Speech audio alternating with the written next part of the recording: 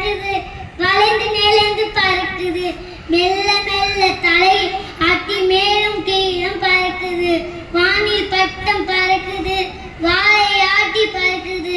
அங்கும் இங்கும் ஆடி சென்று அழகா மேலே பறக்குது, வீசும் காற்றில் பறக்குது, வித்தை காட்டி பறக்குது, வட்டம் அடிக்கும் பறவை போட்டி போட்டு